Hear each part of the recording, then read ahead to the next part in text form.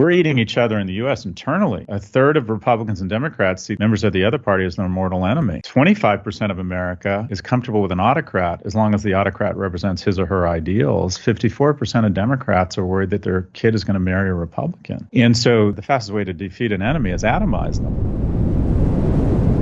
In the 1950s, a young person had a 90% chance of out-earning their parents. Now it's a 50% chance.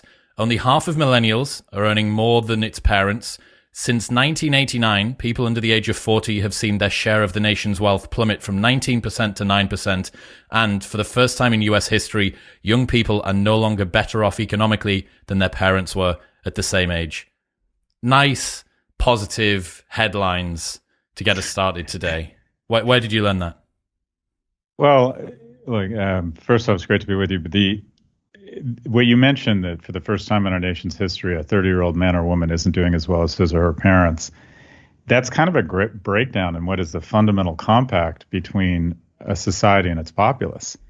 And that is, if you play by the rules and you're a good person and you work hard, your kids will do better than you. That's kind of what you want. Anyone who has kids knows you're only as least happy as your least happy kid. And if your kids on average aren't doing as well as you, it means to have kids in a nation means your life is going to quality of your life is going to degrade emotionally and psychologically, which means society no longer works for you. And we got to hope it's temporary. But that's the bad news. The good news is, depending on how you look at it, this is a problem of our own making. You mentioned that the wealth of people under the age of 40, as registered by their percentage of GDP, has been cut in half. And there's this illusion of complexity that the incumbents will try and foment among media and the populace to explain why these very intractable problems are intractable. And they're not. The two biggest tax deductions in America that we have passed and we have decided make sense are mortgage interest and capital gains. Who owns home and owns stocks? People my age and older. Who rents and makes their money working? People your age and younger. So we've effectively decided that the two biggest tax cuts should further enrich the wealthiest generation in history, and that is U.S. baby boomers. If we look at the biggest transfer of wealth that's recurring in the world, it's a transfer of wealth of $1.5 trillion from people of working age in the United States to people of retirement age in the form of Social Security. And again, that cohort receiving $1.5 trillion transfer payment from young people are the wealthiest cohort in the history of the planet. So education skyrocketing, a regressive tax, you can just go on and on and on. This isn't an accident. This isn't forces greater than us. These are deliberate decisions, mostly because old people vote, mostly because presidential politics start in Iowa and Maine, the two oldest, whitest states in the nation. And what do you know? We have a society that tilts capital away from your generation to mine. And it is it's dumb, it's short-sighted, and it's also morally corrupt. It just goes on and on and on. Education. When I applied to school in the 80s, to college, the admissions rate was 76%. The tuition was $1,200 a year. That same school, the admissions rate is 6%, and the tuition is closer to $30,000 a year. So everything we've done has sort of stacked the deck. It's sort of baby boomers have decided, heads I win, tails you lose.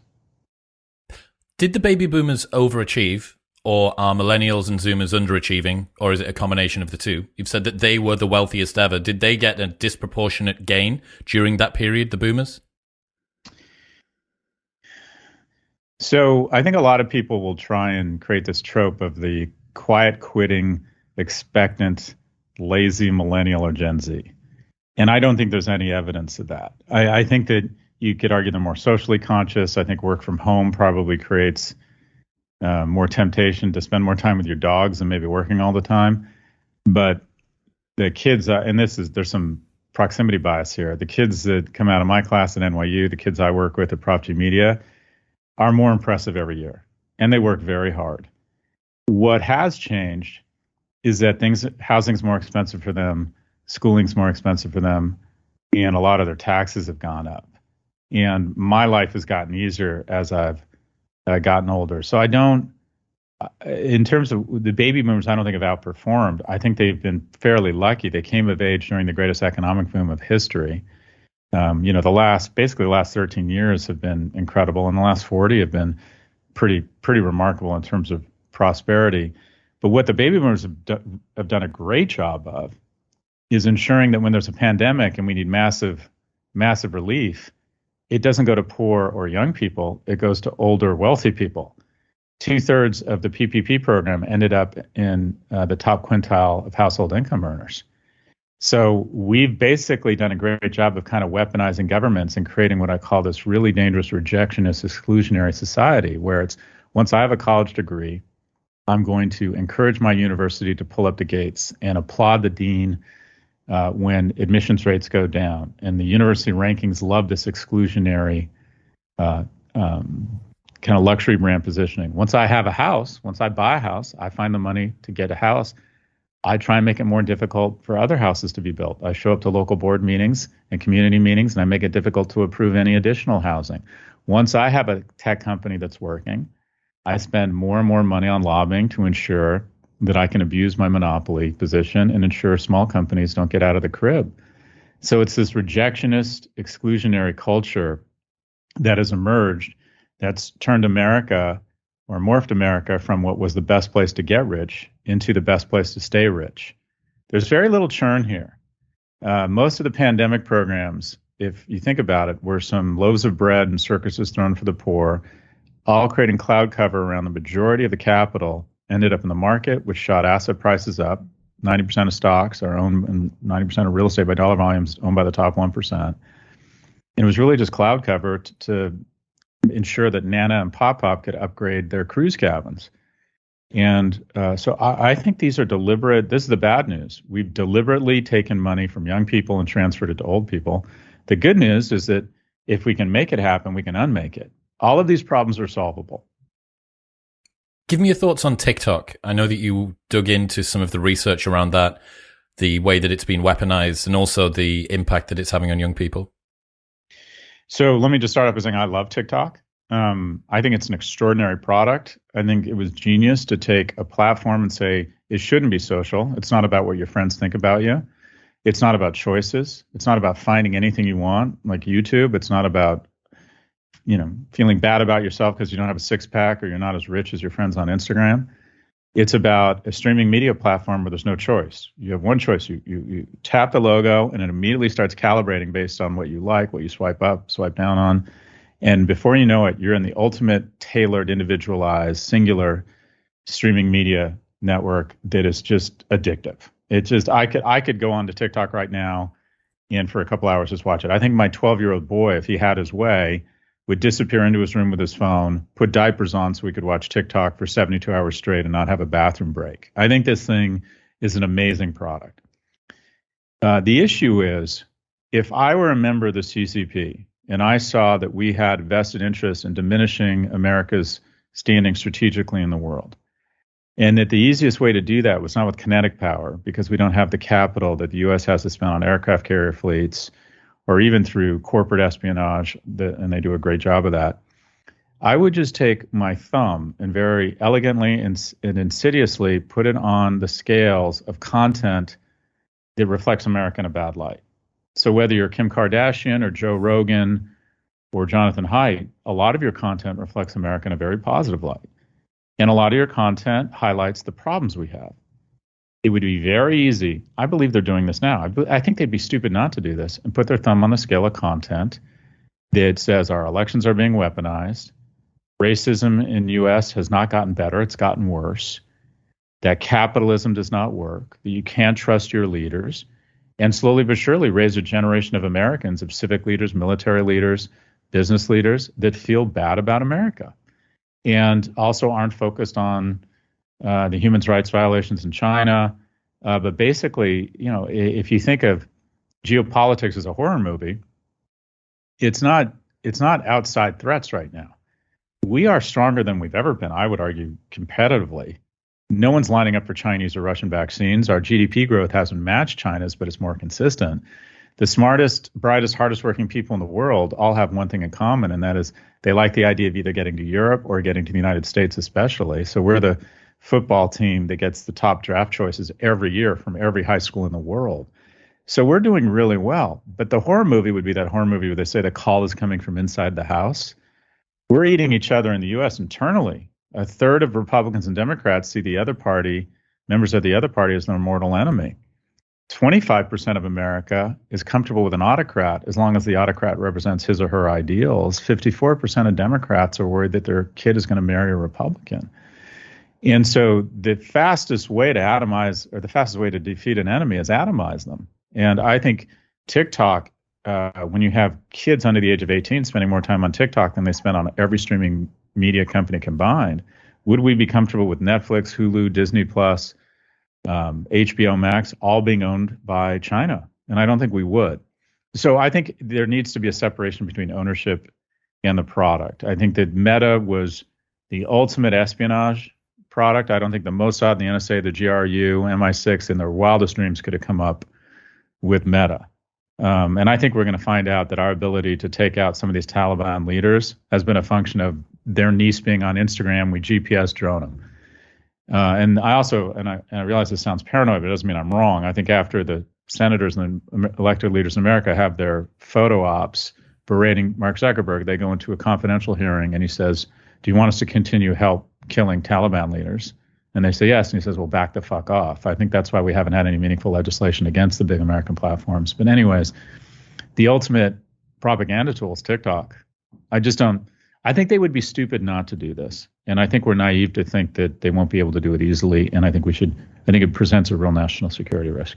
The wild thing is that TikTok content that is disintegrating America or reducing patriotic feelings towards it is generated by US in citizens. America. Yeah, this isn't the Chinese creating content, no. But because of the dynamic of audience capture and the reinforcement mechanism of getting that status response, you can press your hand on the scale that rewards creators that create a particular type of narrative, and that it turns every individual TikTok user that cares to talk about politics to be more likely an unwitting, unwilling CCP agent. It's so brilliant and insidious at the same time. And by the way, let's wrap all of this in really joyous dance videos, which makes it all feel really benign.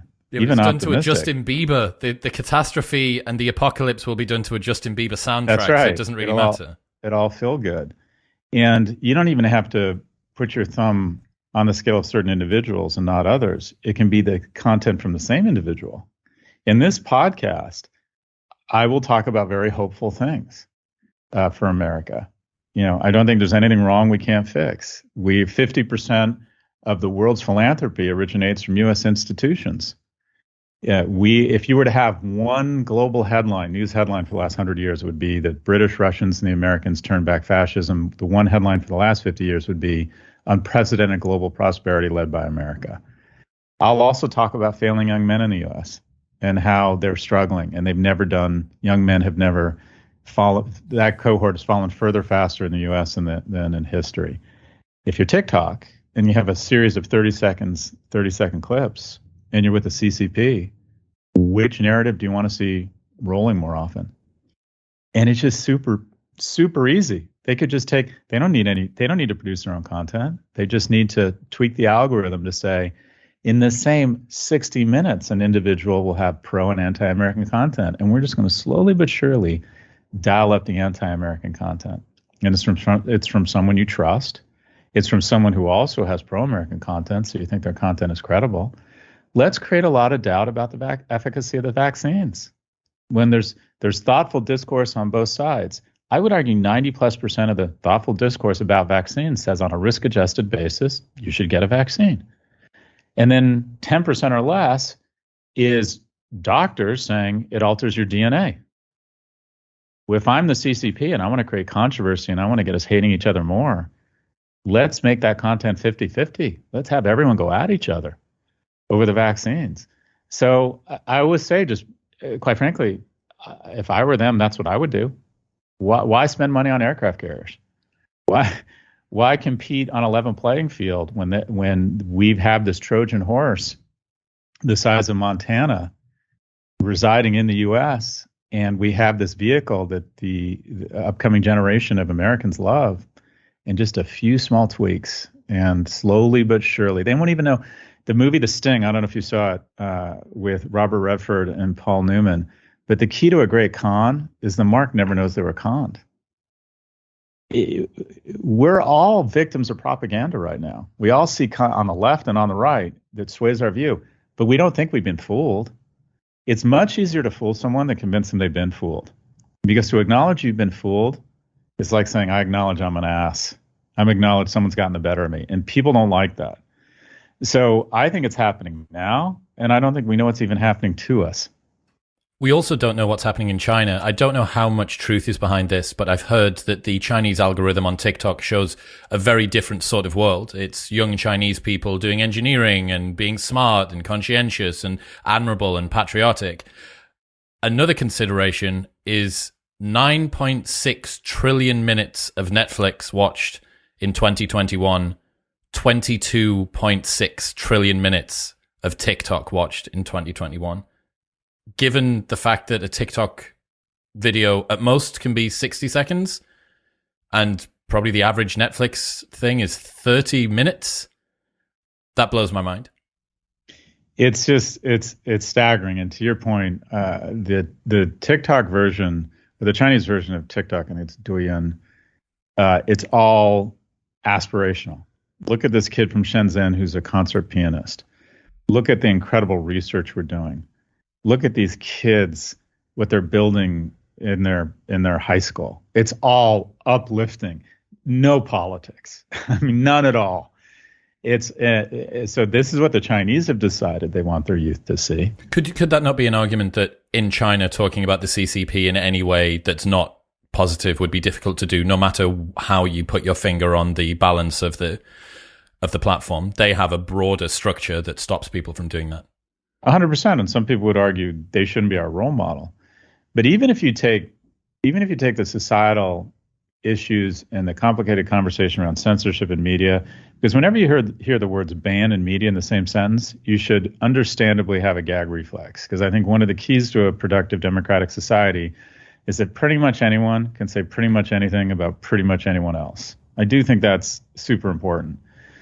But push that aside. Should Chinese sectors and companies have unfettered access to our markets when we have absolutely none to theirs? Twitter, Google, Meta, what's our access over there? Zero.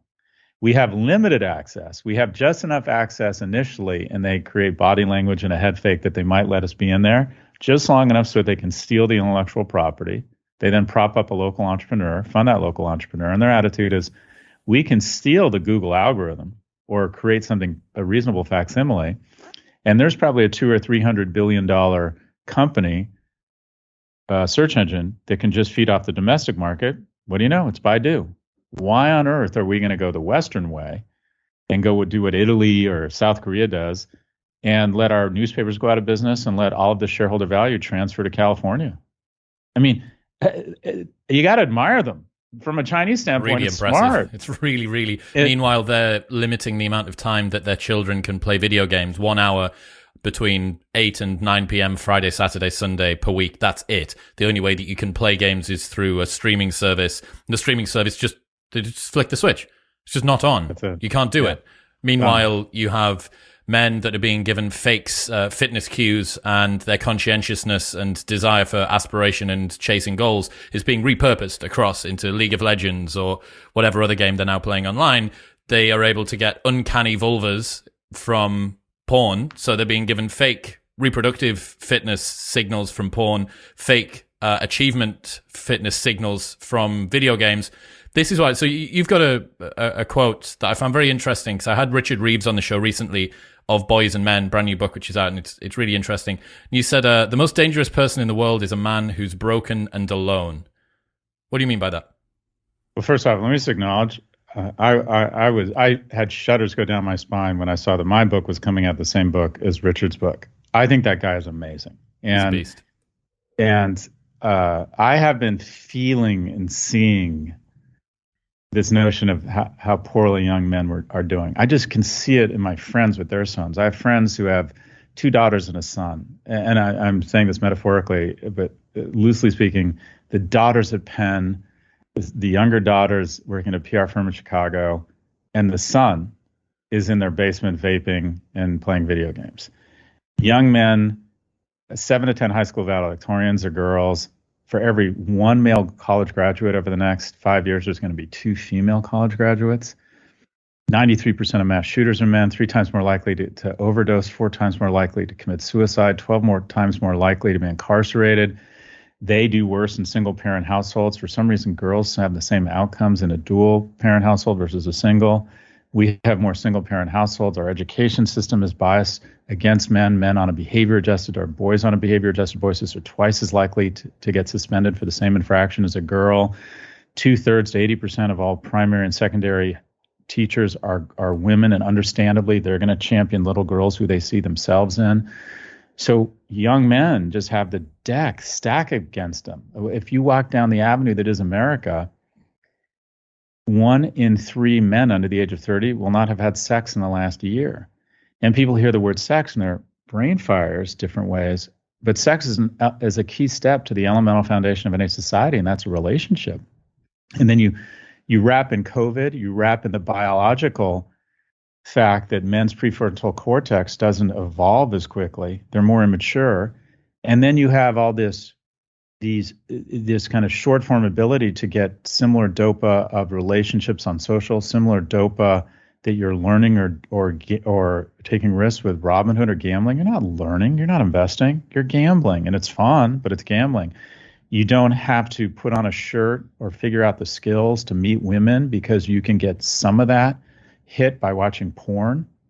I mean, what's your motivation to go out and go through the humiliation of dating to get to your own sex when you get a sort of a reasonable facsimile of it at home? What's your rationale for working hard and delaying gratification when you keep seeing these screenshots of men who've made 12,000% return on Solana? So, and men aren't good at executive functions. They're kind of 2 years behind. An 18-year-old boy applying to college is sort of on par with a 16 or a 17-year-old girl. Put another way. Did you see Paige Harden published a study looking at the comparative levels of impulse control between boys and girls? So you can imagine there's a graph over time in terms of impulse control. The time is going along the bottom. You've got 2 lines that are both male and female.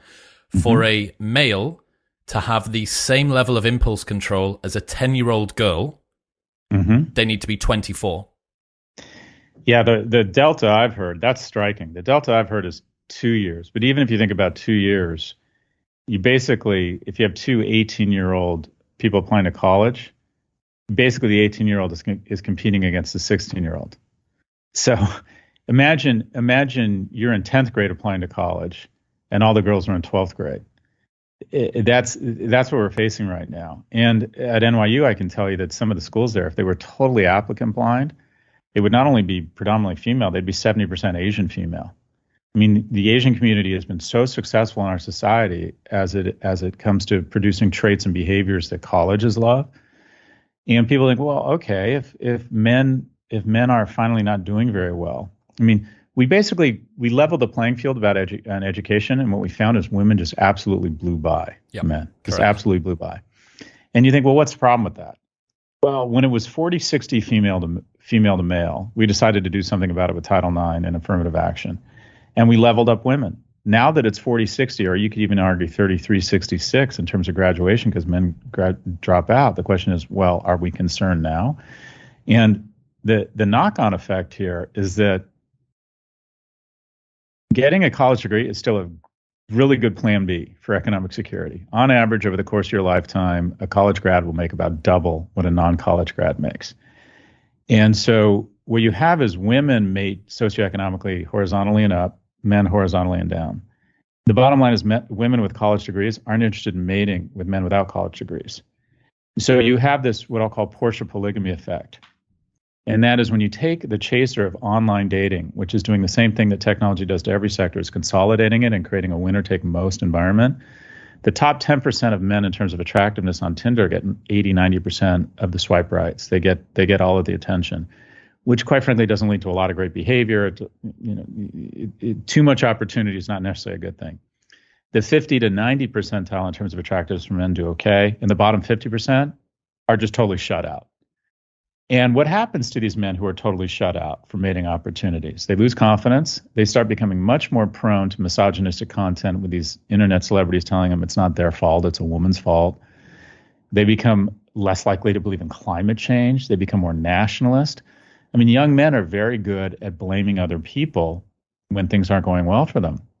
And so what do the most violent, dangerous societies all have in common? They all have a disproportionate number of the most dangerous person on the planet, a young, broken, alone man. And we're just producing way too many of them. And we can't even have an honest conversation about it, because the moment you start evangelizing for young men, the moment you're seen as quote unquote pro young man, the natural assumption is that means you're anti-women, because admittedly, there's some guys out there on TikTok claiming to be trying to give men confidence. It's basically thinly veiled misogyny. Yes. Referring to women as bitches, and you got to own the bitches, and you got to get out there, take my class for $49 a month, and you'll get the money and put the bitches in their place. And you're like, Jesus Christ. Yeah. That's what young men are susceptible to. It's really, it's dangerous and it's ugly. So I think a lot about masculinity. I think the left needs to take back masculinity. Like, one of the things I enjoy doing on my podcast, I'm a profane, vulgar person. And for some reason, profanity and vulgarity has been conflated with some sort of non-progressive person. No, it's not. Comedians who've been really profane and vulgar tend to be more progressive. Masculinity is a wonderful thing. It's not necessarily the domain of people born men, but advocating for others, protecting others, using skills and strengths to protect other people, being aggressive, that is a wonderful thing. When Russians come pouring over the border in Ukraine, you want some of that big dick energy. Masculinity is a wonderful thing, and it should be embraced. And to conflate toxicity and masculinity is bad for society. And we've gotten to a point where we don't value young men. We're not giving them as many opportunities as we're giving older generations, much less other young women. And I think it's an existential crisis for the United States. And you know who wants more emotionally, economically viable men? Women. And women have a much finer filter for mating than men, and they're just not finding that many good young men. We aren't producing enough of them. It doesn't surprise me that it's a confusing situation to be in. Men are being told to both man up and open up, but to avoid being toxically masculine. But when you see the revealed preferences versus stated preferences of the way that women date, that guys should get over their fear of tall women when Zendaya and Tom Holland got into a relationship together. And it's like, I don't think that short guys were turning down Zendaya. I think that it's the other way around. On average, women want a partner that's 21 centimeters taller than them. On average, men want a partner that's 16 centimeters shorter than they are. So all of that is something that everyone listening to the show will be very familiar with. This mating crisis that we're seeing at the moment is something that I've been very passionate about. Something that Richard taught me about last week when I was on the show is young male syndrome. Why have we not got these swaths, roving gangs of young, disaffected youth guys pushing over granny and causing havoc and stuff like that?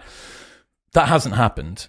That just doesn't seem to be happening. Yes, you've got school shooters. They are individual groups. Yes, the Salman Rushdie thing, again, as well, was also an individual lone actor, probably somebody that had he been more integrated into a family and into his local community would have been less likely to commit that sort of an act.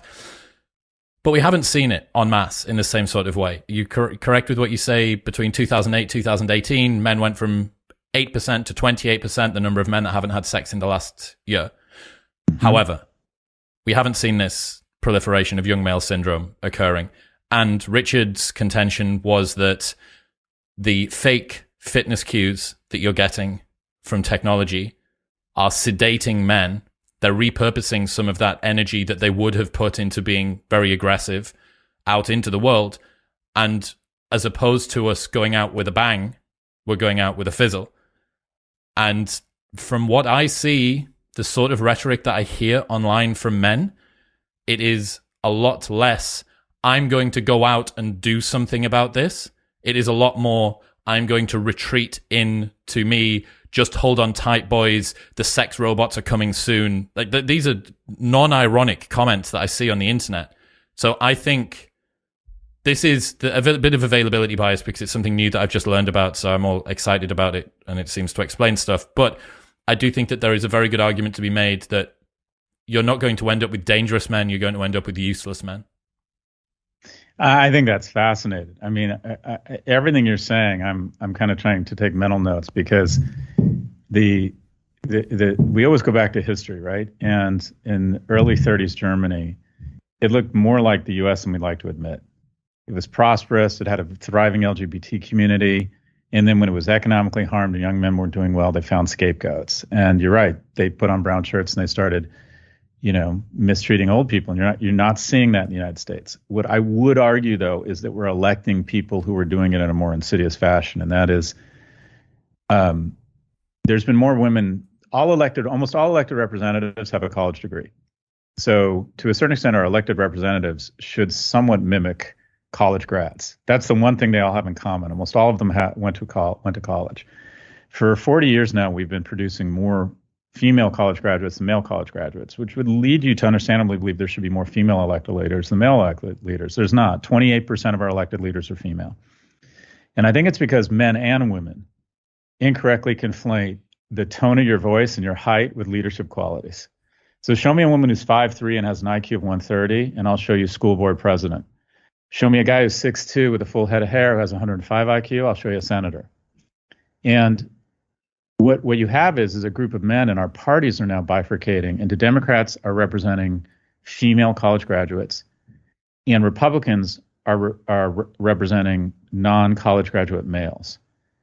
And I think some of the rhetoric coming out of Washington that feels a little bit, especially on the right, feels a little bit like fascist light. And you see the new Italian prime minister, that it's a different type of repackaged violence. It's violence against immigrants. It's slow burn violence against women in the form of taking their rights back to old Spain. So it's not as obvious as a gang of young men going into the streets and beating up on vulnerable people. I think in some ways it's more institutionalized, where we elect people who say things they don't even believe because they know that they have a powerful voting group in young disaffected males. And I think they're overrepresented in Washington, actually. When you look at if you look at the United States, we have minority rule. And that's on the left, far left, and far right because of gerrymandering. But about 30% of our senators represent about 5% of our population. And those senators tend to represent conservative districts. And those conservative districts are producing all of these kind of young, uneducated men who are looking for scapegoats, looking to blame immigrants, not being as concerned about climate change, not being as protective of women's rights. So I think the violence is still there. It's just being repackaged. But to your point, just as cancer was an epidemic that we finally started talking about, not an epidemic, but it was closeted, and we had open conversations about that and normalized it to talk about it and made huge progress against it because we normalized the conversation. We're going through the same thing with mental illness. People are openly talking about their own mental illness challenges, and it's a wonderful thing, and it'll help normalize it and address it. I think that the next thing that's going to come out of the closet is the crisis in loneliness. And that is, I think so many people, Boy Scout and Girl Scout enrollment is way down. The percentage of people who talk to their neighbors is way down. The percentage of people who play in an athletic league, play sports, see their friends every day, have a good friend. The number of people who say they have a good friend has declined by a third in the last 10 years. The number of kids who see their friends every day has been cut in half over the last 10 years. And it shows that loneliness raises your blood pressure, increases the likelihood you'll have a stroke, increases the likelihood of depression. And for young men especially, it's important because if you don't have friends, if you don't have a girlfriend, I joined a fraternity when I was 17 years old. Exactly 40 years ago this week, I rushed a fraternity at UCLA. And there's a cartoon of fraternities, and there's a lot of bad things about them. I would encourage any young man to join a fraternity if he goes to college, because it took a 30,000 person community, and it shrank it down to something manageable for me. And I remember my roommate saying, "Stop smoking so much pot." I remember my roommate saying, "Oh, you're on crew, or you want to row for crew." I had other male role models. The difference between a 22-year-old male who I was friends with and an 18-year-old was huge. And there were young men on the crew team at 22. I wanted to row crew, and so they mentored me and worked out with me, and I got much more fit. I needed that socialization. I needed those guardrails. I needed other men to tell me to get my shit together. I didn't grow up with siblings. My father wasn't around. Young men, there are now neighborhoods where there are no men.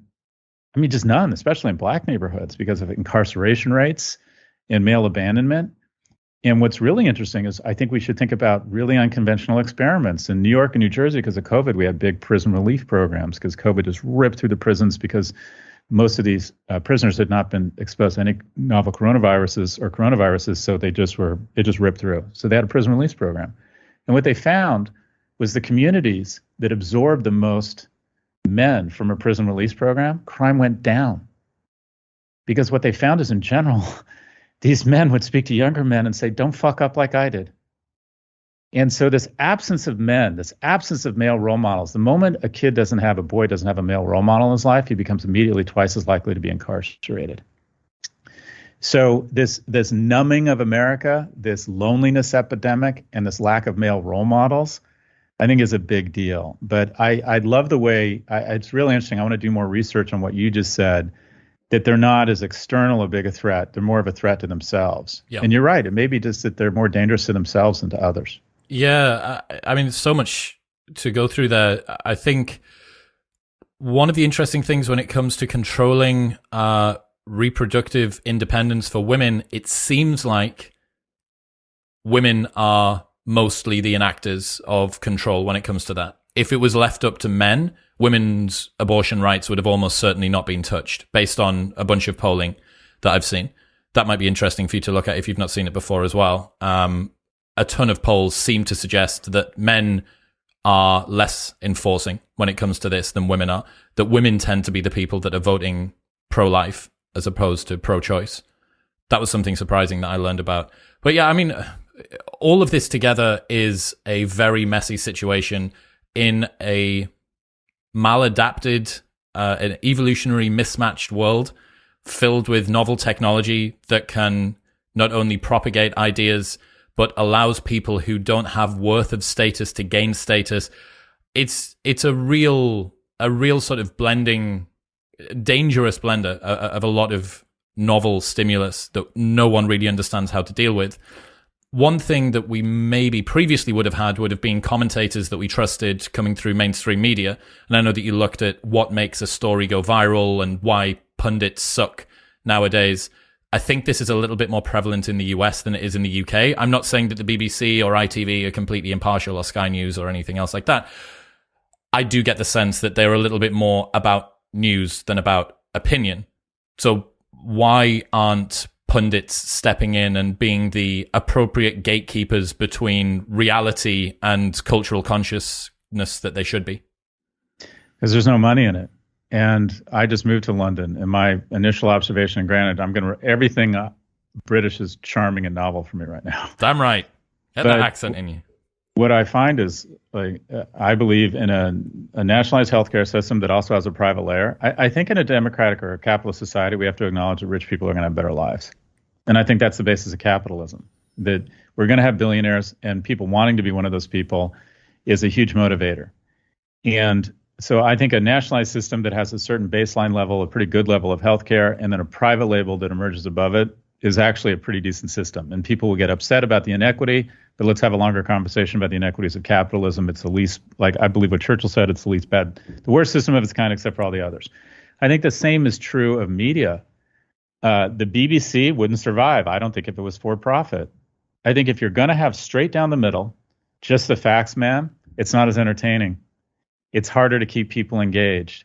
It's a good brand positioning, but the reason why CNN and Fox went to either end of the poll is that it's just more entertaining. In the 70s in the U.S., we used to have the news used to be a public service of networks that were making so much money running commercials against the Brady Bunch or the A-Team or Love Boat. They said 30 minutes a night, we're going to tell you what's going on. And it's going to be 9 minutes of commercials, 18 minutes of news, and 3 minutes of opinion. And there was this great skit based on that opinion on Saturday Night Live where basically Dan Aykroyd would call Jane Curtin an ignorant slut. That was the opinion section, and they'd go at it. And then slowly but surely, Ted Turner and Rupert Murdoch realized that they should flip it, have 3 minutes of actual news and 18 minutes of opinion, and reinforce people's tribal beliefs and get angry and go after the other side. And it's really entertaining. And we have the Situation Room.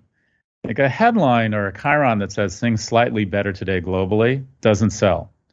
So we've kind of catastrophized the world. And when there are increasing gas prices 71 or 73 days, there's 21 New York Times headlines. When of 80 of the last 85 days, gasoline prices have declined, there's one headline. And so we've started, CNN and Fox go to the left, go way to the left and way to the right. So I think having government, I think the only way you have what I'd call non-partial or an attempt to have some sort of non-partial news-driven, I think it's got to have government support because it's not entertaining and it doesn't get the eyeballs. So I'm a big fan of the BBC. I'm a big fan of government-supported news and media. I think also social media needs more identity verification because I think bad actors weaponize misinformation. And I think we also need Section 230 carve-outs such that if you spread misinformation around vaccines or elections, just as we've done around trafficking, you have the same liability that this show has or the traditional media has. But pundits don't step into the fray because the ones that are really trusted can make $10 million a year being partisan, and they're capitalists too. So could they go to PBS and be more neutral? Yeah. Could they go to the BBC and be more neutral? I'm doing a show on BBC. I just signed up. I'm doing a show. Congratulations. I like it. Thank you. I'm really excited about it. And I did it because everything the BBC does just kind of reeks of quality and production values. I also like the fact that they will fact check everything to death. And they will do their best to call balls and strikes. I'm not making as much money there as when I worked at CNN. There's just not as much money in it. And so I like it. I feel good about it, but I'm in a position to do it. And when other people get offered big money to do something for Fox or CNN, you can't blame them. Well, you get a tragedy of the commons effect a little bit here, right? That by you taking the high road, that leaves a spot at CNN open for somebody else. So by you curtailing your ability to make money, now it's that you don't perhaps need to make so much money anymore. But I went to Broadcasting House about 4 weeks ago. I was back in the UK for a while, and I got to go to Broadcasting House. I don't know whether you've been there yet, but even the atmosphere inside of that place is a proper newsroom out the back, and it's behind where they film the 6 o'clock news on an evening time. And you can see everyone scurrying around, writing bits and pieces.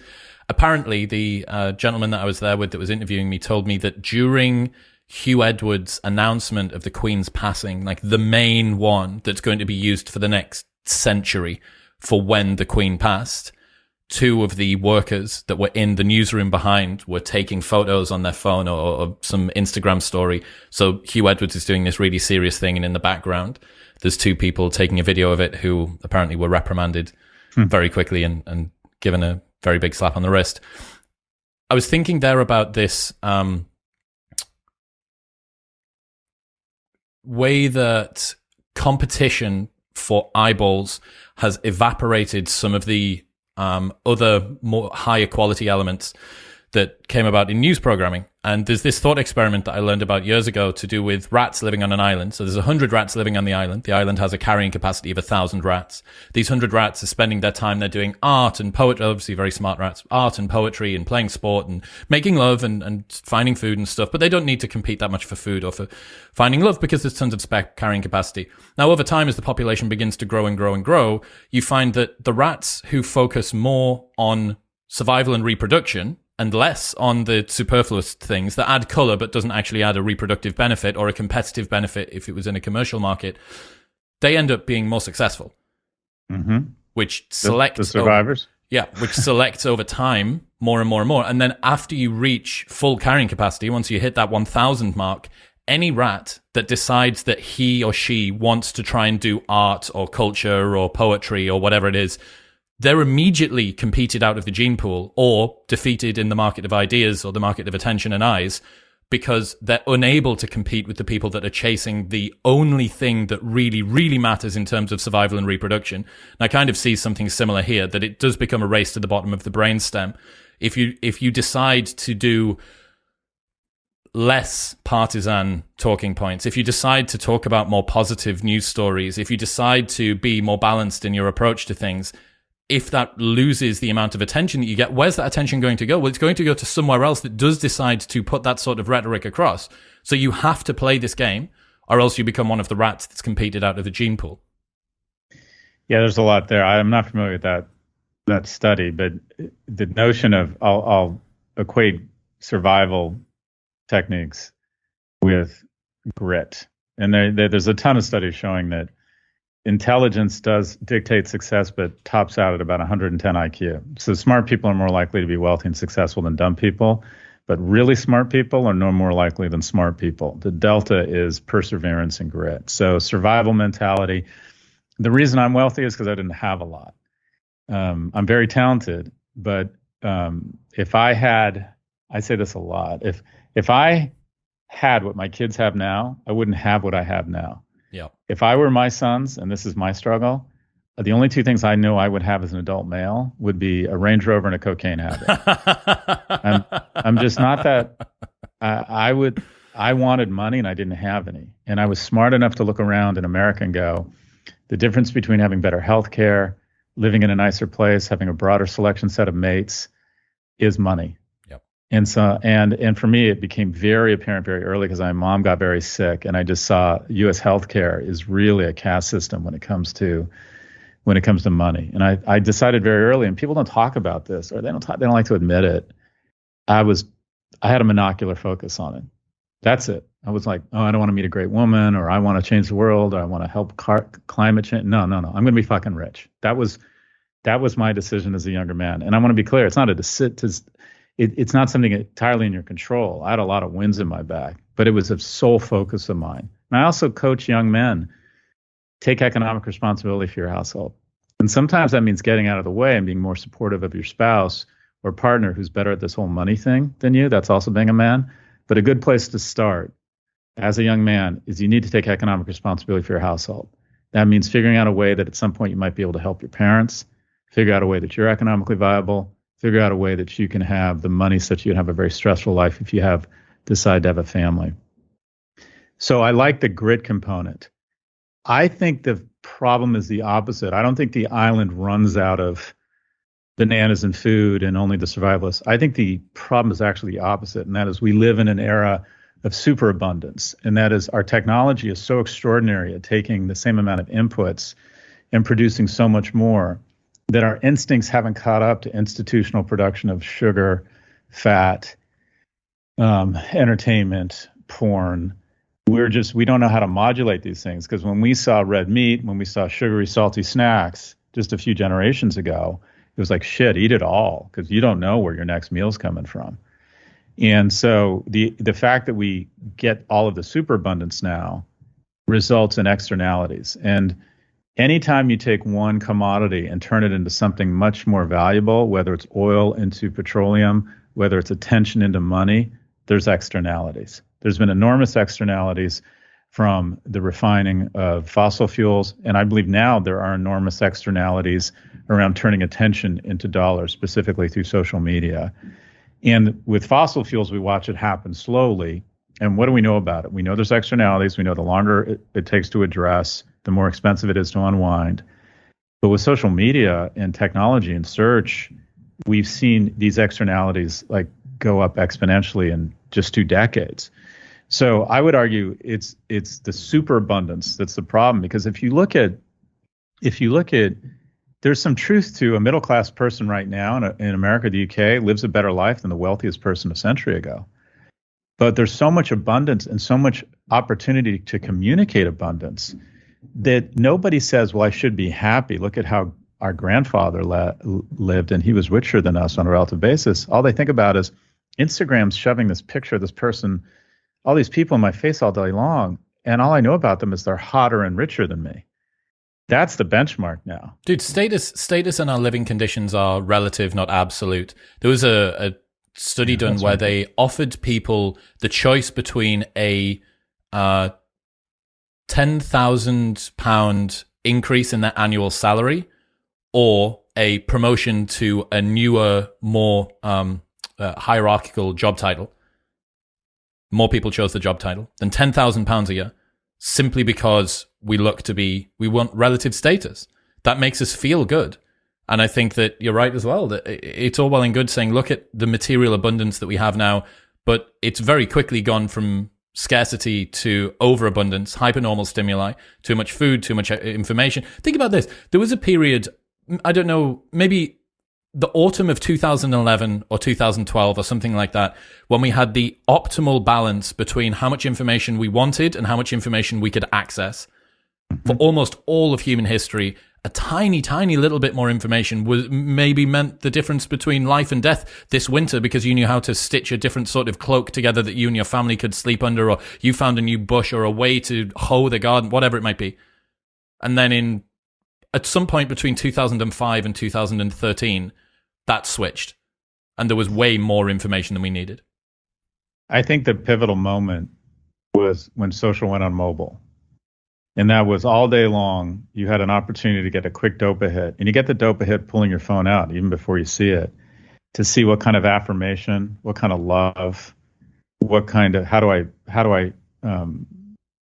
pair up, how do I measure up versus competitors, what's happening to my Dogecoin that day, has anyone swiped right on me? Yeah. Can I go?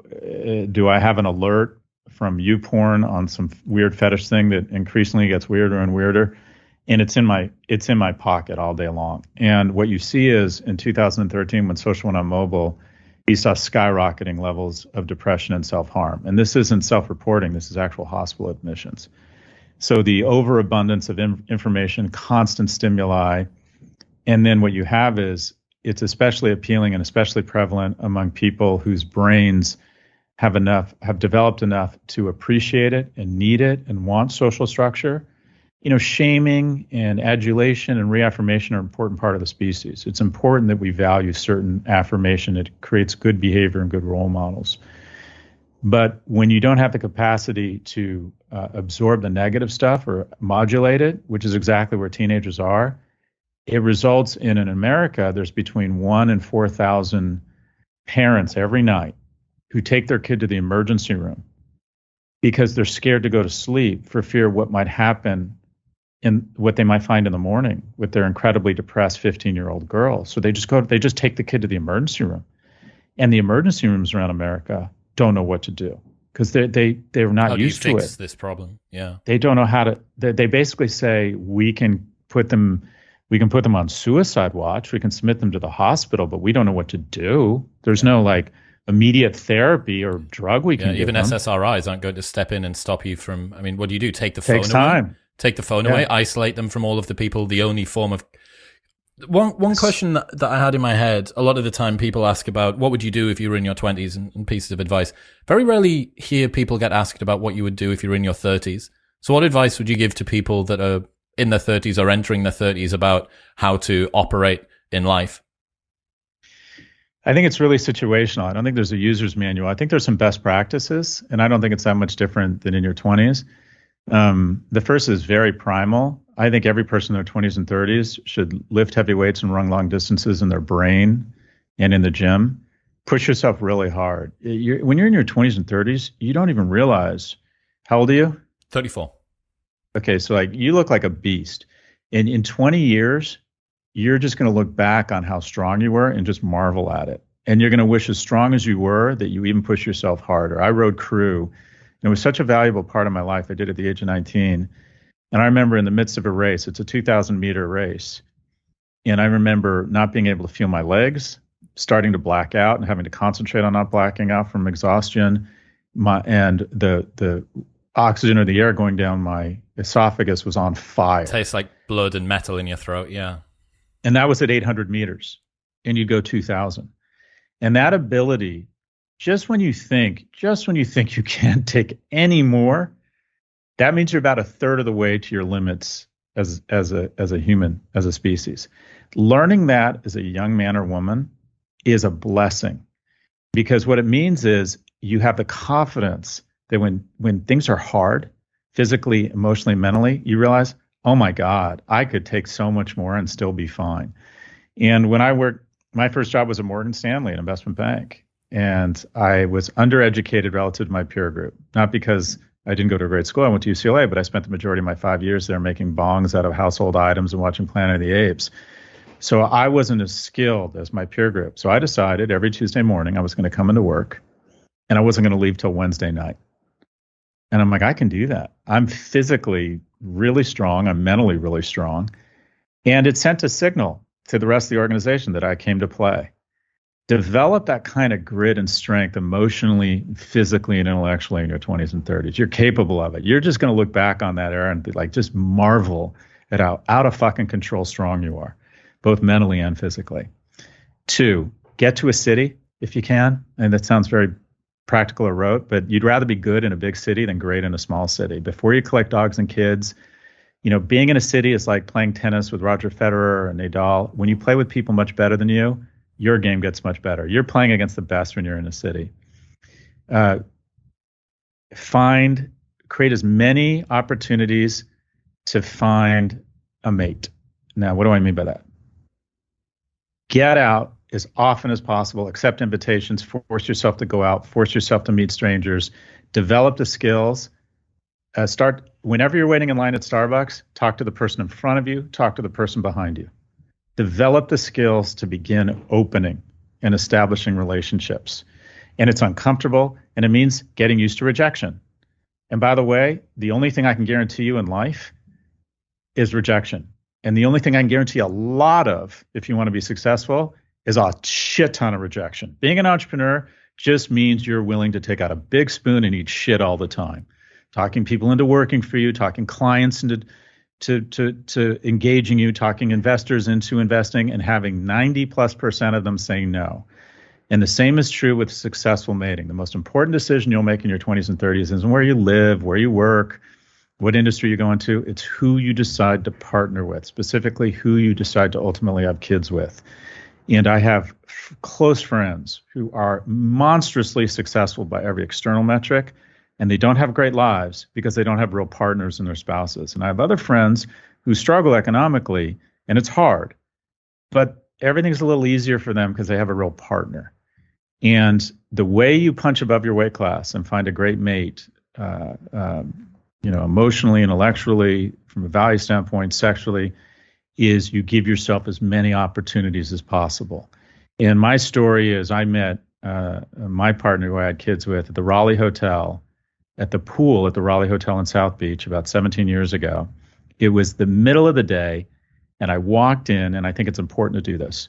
I walked in, and I saw someone I was really attracted to, and I said, I'm going to talk to this person before I leave. And I promised myself.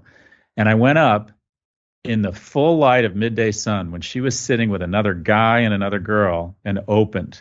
And without the aid of alcohol, that is not easy. That is not easy. And fast forward, my oldest son's middle name is Raleigh. Nothing wonderful is going to happen to you unless you take an uncomfortable risk. So get good at taking them. Get good at sending blind emails to LinkedIn contacts to ask them for coffee, to see if they'll talk to you about that industry. Reach out to people, tell them you admire them. Try and become friends with them. You're an interesting guy. I was just thinking to myself, I'd love to know this guy. Does he live in London? He just seems very cool. Get comfortable taking those sorts of risks. Get comfortable with rejection. Nothing wonderful will happen to you unless you take an uncomfortable risk. The most important thing you can find in your life in your 20s and 30s is something that you're good at so that you can start building a base around economic security. But the real key is to find a great partner. And that is going to be a function of liquidity. How many great partners, potential great partners you approach. And unfortunately, the far left, of which I'm a part, has counseled men that if you start talking to a woman at work and you express any sort of interest, it means you're toxic. No, it doesn't. If you don't know the difference between expressing interest and having coffee with someone and harassing them, you've got much bigger problems. A third of relationships begin at work. I'm not suggesting anyone should ever abuse their power. I'm not suggesting you shouldn't be very careful that you're ever leveraging power, making anyone uncomfortable. But for God's sakes, go up and talk to strangers. There's nothing wrong with that. And if you approach a strange woman and try and get a conversation going, and she's not interested, you're both going to be fine. You're both going to be fine. And what I see is a generation of men who don't take care of themselves physically and become so isolated that the idea of talking to a strange woman is so alien and uncomfortable to them. They just rather stay home and do something else. And I don't want to stereotype all introverts is leading to bad places. That's not true at all. But the majority of men you talk to, they want to be financially successful and they want to have a great partner at some point. And that is a function of your willingness to put yourself in uncomfortable situations. So anyways, get mentally and physically strong, take economic responsibility for your household, get out of the house as much as possible, try and find things where you're building something in the agency of others. I don't care. Every day you should be around strangers. Every day. I don't care if it's work. I don't care if it's church. I don't care if it's nonprofit, a softball league, the gym, classes, whatever it is. You need to be around a massive number of strangers and finding reasons to bump off of them and find economic and personal and platonic opportunities as often as possible. We are a social species. Get to a city, get around a lot of people, get out there every day, start making money, and become really strong. You should be able to walk into any room at your age and think, if shit got real, I can kill and eat everybody or outrun them. One or the other. Now I'm at the point where I can do neither. I'm not strong and my knees are going. But anyways, at your age, it should be one or both. You could pay someone to kill everybody or come and there you go. That would be your solution. There you go. Yeah. Scott Galloway, yeah, so ladies and gentlemen. Dude, I appreciate the fuck out of you. This is really, really interesting. I've been looking forward to speaking to you for a while. If people want to harass you online and find all of your stuff, where should they go? Yeah, to resist is futile. I'm everywhere. Prof Galloway on Twitter, profgalloway.com, and my new book, Adrift, American 100 Charts, available on, let me think, Amazon. Let's go. Scott, thank you. Thank you. Thanks for your good work, and congrats on all your success. What's happening, people? Thank you very much for tuning in. If you enjoyed that episode, then press here for a selection of the best clips from the podcast over the last few weeks. And don't forget to subscribe. Peace.